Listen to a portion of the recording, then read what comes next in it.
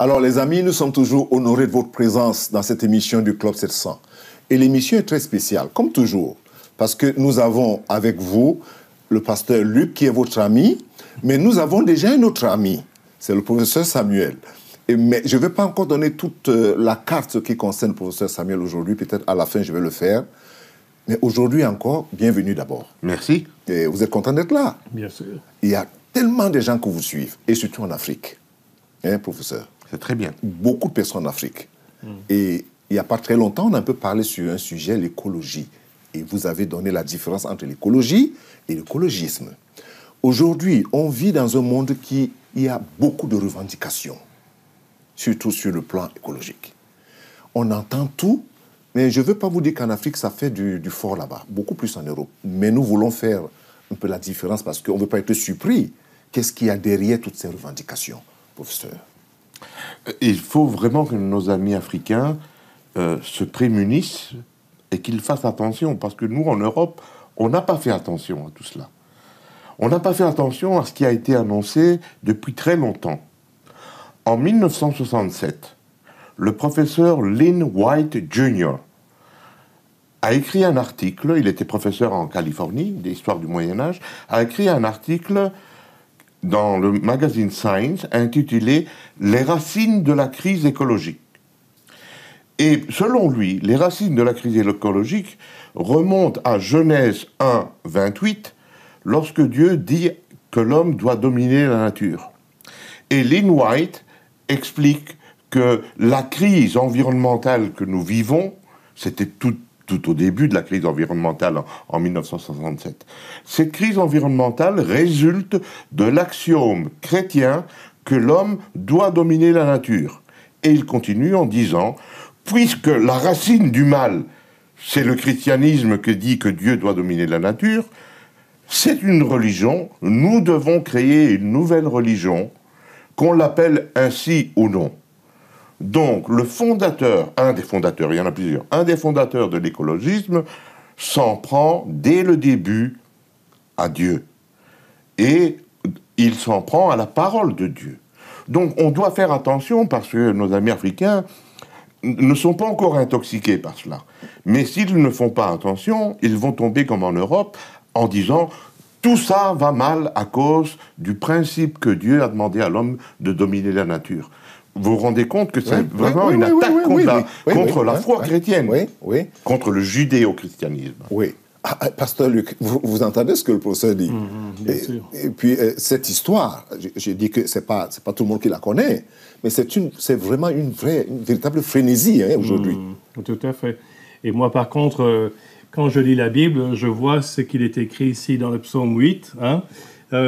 Tu as fait l'homme de peu inférieur à Dieu, et tu l'as couronné de gloire et d'honneur. Tu lui as donné la domination sur ce que tes mains ont fait.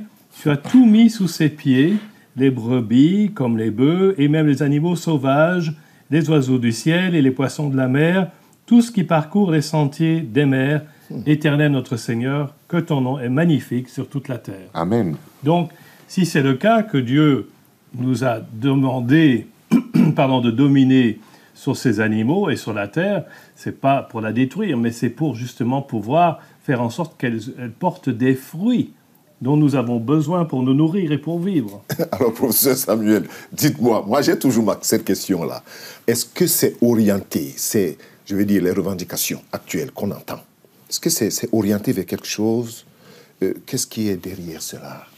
Mais dans la vie, il n'y a pas de hasard. Tout est toujours orienté. Il y a toujours une orientation bien claire. Ce que je pense, c'est qu'il y a une volonté de détruire le christianisme ou le judéo-christianisme, puisque nous sommes en train de parler de l'Ancien Testament. Il y a une volonté délibérée d'éliminer la parole de Dieu du monde et donc de s'attaquer à Dieu. Vous savez, le premier ordre que Dieu donne à l'homme, homme et femme, c'est de croître et multiplier.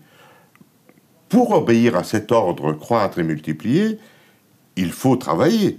Tout à fait. Il faut dominer la nature. Tout à fait. Sinon, on ne peut pas croître et multiplier. Si on est 2, on peut se contenter de peu, mais si on est 7 milliards, il faut beaucoup plus. Ouais. Et donc, tout le monde doit participer à ce travail de développement de la Terre, de maîtriser la Terre, pour donner à manger à tout le monde. Et ça, ça ne me plaît pas au mouvement environnementaliste.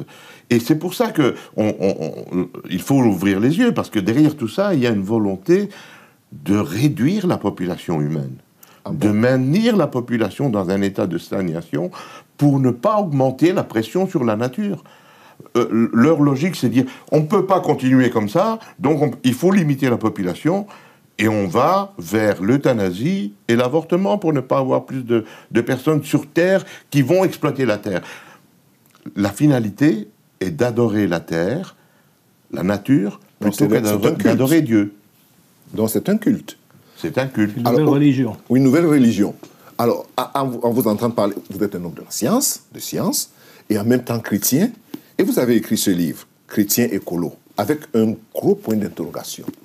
Qu'est-ce que cela explique? Et vous n'avez pas de problème de faire cette harmonie entre votre foi chrétienne et l'homme de science que vous êtes, ce que vous avez occupé comme fonction, ce que vous partagez dans le monde? Je crois que le chrétien ne doit jamais oublier que Dieu est celui qui pourvoit. Quand Abraham a voulu obéir à l'ordre de Dieu et sacrifier Isaac, Dieu a donné au moment opportun pour ne pas sacrifier Isaac. Et Abraham a appelé Dieu à partir de ce moment-là, Yehovah Yireh. C'est celui qui pourvoit. Dieu nous donne ce que nous avons besoin. Et Dieu va donner tout ce qu'il faut pour que la population continue à croître et se multiplier. Et donc, il ne faut pas avoir peur du lendemain. La preuve, c'est que depuis toujours, l'homme a maîtrisé la nature et a développé des conditions inimaginables. Nous vivons aujourd'hui dans des conditions de santé, de prospérité, de propreté, d'hygiène extraordinaires. Pourquoi? Parce que l'homme, avec son intelligence, sa capacité créatrice qui vient de son image de Dieu, a maîtrisé la nature. Et donc, il faut aller vers plus de développement, plus de science, plus de recherche et de développement pour le bien commun. Est-ce que cela veut dire qu'il faut exploiter la terre pour la détruire? Bien sûr que non. On n'a pas intérêt à détruire la terre. On doit le faire avec sagesse. Mais qui détruit la terre? C'est celui qui veut être égoïste et qui, plutôt que d'appliquer des techniques bien propres, utilise des techniques bon marché. Et donc, vous voyez, c'est de nouveau la notion du péché qui est derrière tout cela.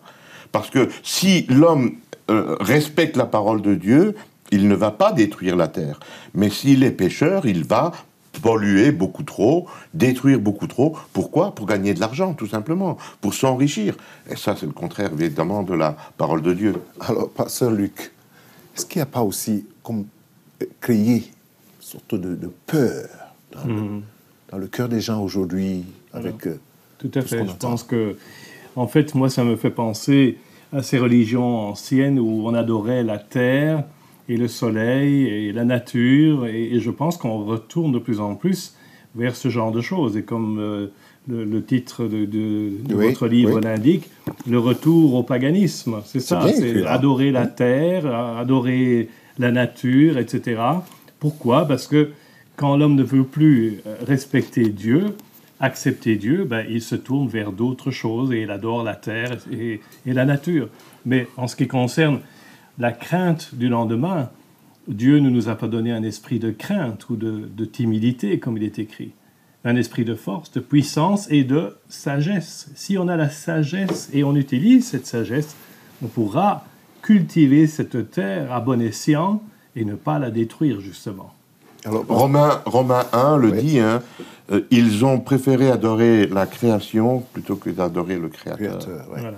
Oui, en dehors de ce livre, le chrétien écolo, avec ce grand point d'interrogation, je pense, ou je présume que vous avez un autre livre qui peut aussi nous préparer, quelque part. Oui, parce que c'est dans la foulée de cette idée qu'il faut faire confiance à Dieu et croire au développement. Je vais publier dans quelques jours un nouveau livre intitulé « l'urgence d'électrifier l'Afrique. Parce que l'Afrique a besoin de beaucoup d'électricité. Ah, merci beaucoup. Merci de l'entendre, pour moi, hein, africain. Les amis, je crois que vous avez été beaucoup édifiés.